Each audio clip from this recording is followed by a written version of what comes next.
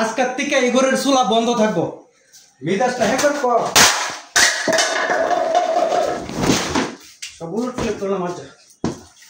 আজকে একটা দিন ঘরটার ভিতরে দেখি না যে একটা বাচ্চা লেখাপড়া করতেছে। কারণ হইলো আমরা যখন ছোট ছিলাম হারিকেল ধরে আমরা লেখাপড়া করছি।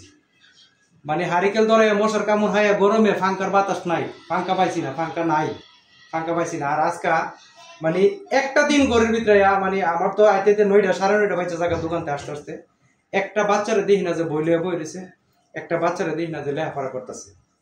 লেখাপড়া মানে কোনোভাবে মানে মেজাজটা কইতেছে জানেনি। মানে ধৈর্য কত ধরা যায়।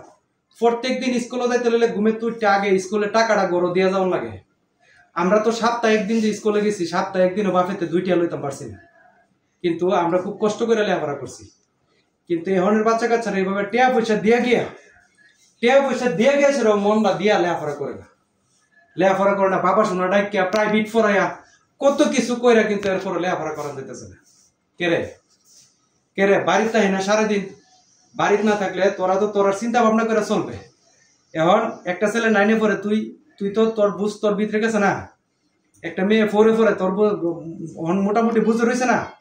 কিন্তু না, প্রত্যেকদিন স্কুলে যাইতে মানে যদি টাকাটা আজকে বলে দিতাম পারছি না যে দিয়ে গেছি না, তাহলে আজকে স্কুলে যাবে না। টাকা দিলে স্কুলে যাইবো, আনলে স্কুলে যাইতো না। কেরে রে ভাই, আমরা তো আগে লেখাপড়া করছি যে মানে 1 মাইল 1.5 মাইল জায়গা প্রত্যেকদিন 8টা গেছি, প্রত্যেকদিন 8টা আইসি। কিন্তু কোনোদিন তো বাপেতে টাকা নিতে পারেনি। বাপের অভাবের সংসার ছিল, দরিদ্র সংসার ছিল, লেখাপড়া করানোর মতো নই এরকম কোনো মানে এবিলিটি ছিল না। খুব কষ্ট করে লেখাপড়া করানো লাগছে। আর আজকে মানে এত সুখে থাইকা এই যে কারেন্টের আলো ভাই আমরা দেখছি না। আমরা যখন ছোট ছিলাম তখন কারেন্ট ছিল না, কিন্তু এখন এত সুন্দর কারেন্টের আলো, এত সুন্দর পরিবেশ কইরা সেরে দিয়া সেরে এরপরে যদি সাজসজ্জা দিয়া সেরে যদি লেখাপড়া না করে তাহলে মনটাতে কত কষ্ট লাগে, কত আঘাত লাগে মনটার ভিতরে। কিন্তু একটা দিনও ঘরের ভিতরে দেখি না যে একটা বাচ্চা বই লিয়া পড়তেছে। তাহলে যদি মনটার মধ্যে একটু লাগলো মানে যদি দেখতাম যে বই লিয়া লেখাপড়া করতেছে। কিন্তু একটা বাচ্চা লেখাপড়ার মধ্যে তেমন একটা মনোযোগী না। এরকম কি প্রত্যেকের বাড়ি এরকম ছেলে মেয়েরা করে কিনা আমি জানি না। আমার ফ্যামিলিতে যে ধরনের ঘটনাটা ঘটতেছে মানে মাঝে এত বিরক্ত লাগে যে সারাটা দিন সকাল 7টা বাজে পড়তে পারি, রাত্রে 9টা ঘরে আসি, 9:30 ঘরে আসি, দুপুরে বাতরায় কোনোদিন হাইতে পারি না। আমরা যদি এত কষ্ট করতারি, এত পরিশ্রম করতারি, তাহলে তোরা লেখাপড়াটা মন দিয়ে করতে না। কিন্তু না, হেরা লেখাপড়ার মধ্যে এত মনোযোগী না।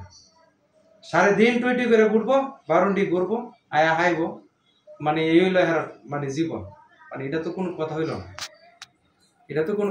এইভাবে তো আমরা চলতে পারি না। আমরা তো বাবা খুব শাসনের ভিতরে রাখছে।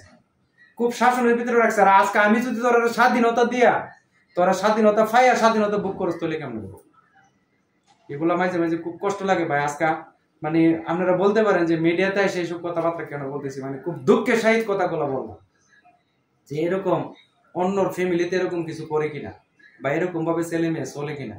আজকে যারা প্রবাসে আছে, বিদেশ থেকে কত কষ্ট করে টাকা উপার্জন করে দিতেছে ছেলে মেয়ের সুখের জন্য, ছেলে মেয়ের ভবিষ্যতের জন্য। আজকে যদি ছেলে মেয়ে লেখাপড়া না করে তাইলে এই প্রবাস জীবনটা কষ্টটা ব্যর্থ নি ভাই। বলেনি প্রবাস যে করতেছে, এত যে কষ্ট করতেছে, এত যে শ্রম দিতেছে, এই শ্রমের মূল্যটা যদি না পাওয়া যায় তাহলে মানে মনটা কেমন লাগে ওই সময়।